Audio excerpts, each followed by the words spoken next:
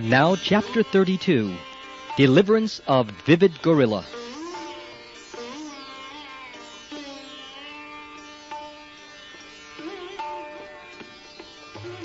While Shukdev Goswami continued to speak on the transcendental pastimes and characteristics of Lord Krishna, King Parikshit, upon hearing him, became more and more enthusiastic and wanted to hear further.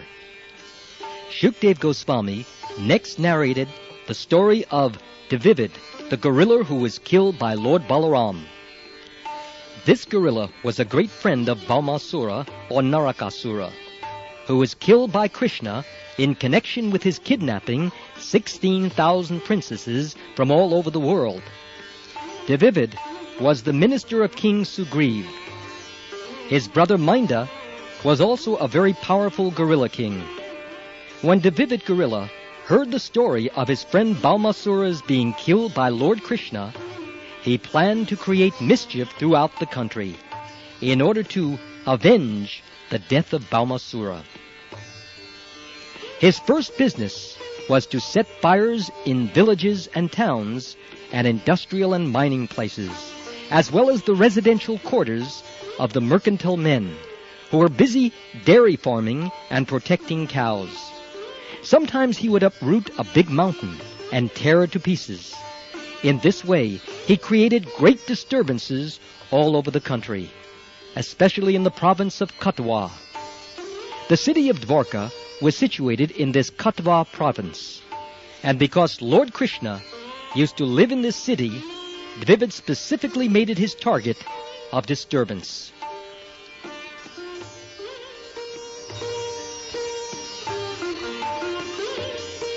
Devivid was as powerful as 10,000 elephants.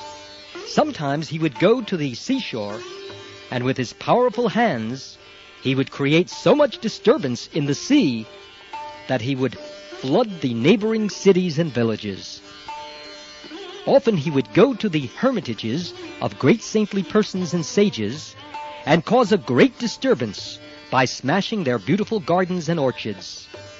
Not only did he create disturbances in that way, but sometimes he would pass urine and stool on their sacred sacrificial arenas. He would thus pollute the whole atmosphere. He also kidnapped both men and women, taking them away from their residential places to the caves of the mountains.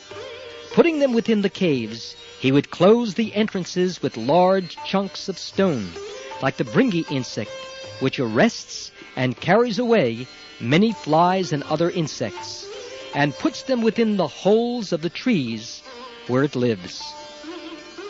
Thus Devivid regularly defied the law and order of the country. Not only that, but he would sometimes pollute the female members of many aristocratic families by forcibly raping them.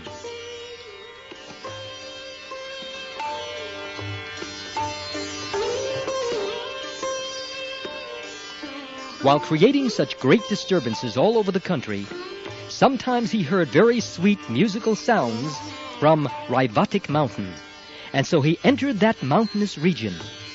There he saw Lord Balaram in the midst of many beautiful young girls, enjoying their company while singing and dancing. He became captivated by the beautiful features of Lord Balaram's body, whose every feature was very beautiful, decorated as he was with a garland of lotus flowers. Similarly, all the young girls present, dressed and garlanded with flowers, exhibited much beauty. Lord Balaram seemed fully intoxicated from drinking the Varuni beverage, and his eyes appeared to be rolling in a drunken state. Lord Balaram appeared just like the king of the elephants in the midst of many she-elephants.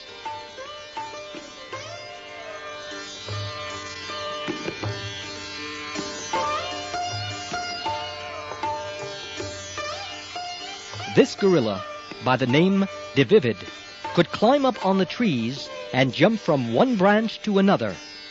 Sometimes he would jerk the branches, creating a particular type of sound like kila, kila, so that Lord Balaram was greatly distracted from the pleasing atmosphere.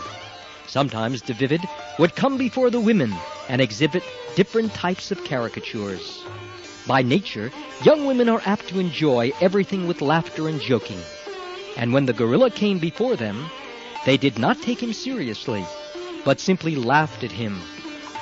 However, the gorilla was so rude that even in the presence of Balaram, he began to show the lower part of his body to the women, and sometimes he would come forward to show his teeth while moving his eyebrows. He disrespected the women, even in the presence of Balaram. Lord Balaram's name suggests not only that he is very powerful, but that he takes pleasure in exhibiting extraordinary strength. So he took a stone and threw it at Davivid. The gorilla, however, artfully avoided being struck by the stone. In order to insult Balaram, the gorilla took away the earthen pot in which the Varuni was kept. Davivid, being thus intoxicated with his limited strength, began to tear off all the valuable clothes worn by Balaram and the accompanying young girls. He was so puffed up that he thought that Balaram could not do anything to chastise him, and he continued to offend Balaramji and his companions.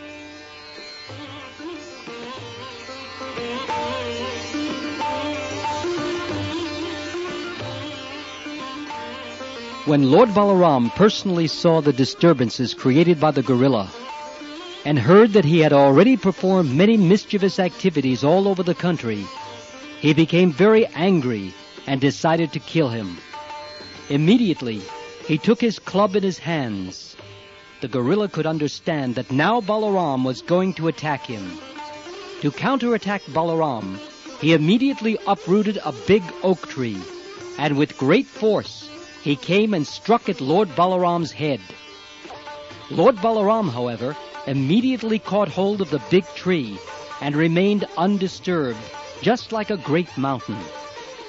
To retaliate, he took his club named Sunanda and began to hit the gorilla with it, severely injuring the gorilla's head.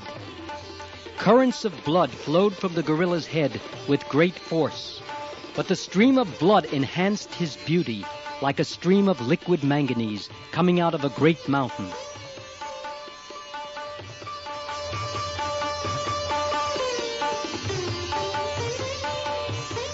The striking of Balaram's club did not even slightly disturb him. On the contrary, he immediately uprooted another big oak tree, and after clipping off all its leaves, he began to strike Balaram's head with it. But Balaram, with the help of his club, tore the tree to pieces. Since the gorilla was very angry, he took another tree in his hands and began to strike Lord Balaram's body. Again, Lord Balaram tore the tree to pieces, and the fighting continued. Each time the gorilla would bring out a big tree to strike Balaram, Lord Balaram would tear the tree to pieces by the striking of his club, and the gorilla Davivid would clutch another tree from another direction and again attacked Balaram in the same way. As a result of this continuous fighting, the forest became treeless. When no more trees were available, Davivid took help from the hills and threw large pieces of stone, like rainfall, upon the body of Balaram.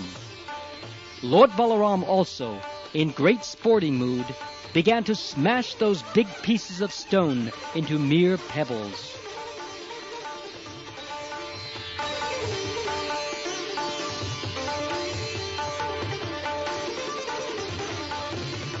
The gorilla, being bereft of all trees and stone slabs, now stood before him and waved his strong fists.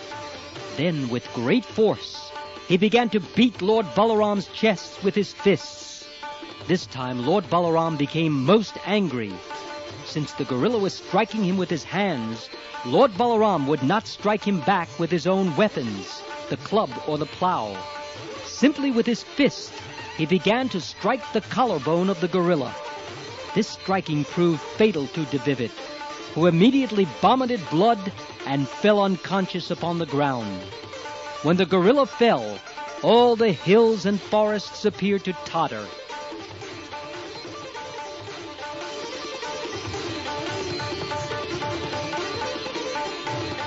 After this horrible incident, all the siddhas, great sages, and saintly persons from the upper planetary systems showered flowers on the person of Lord Balaram and vibrated sounds glorifying his supremacy.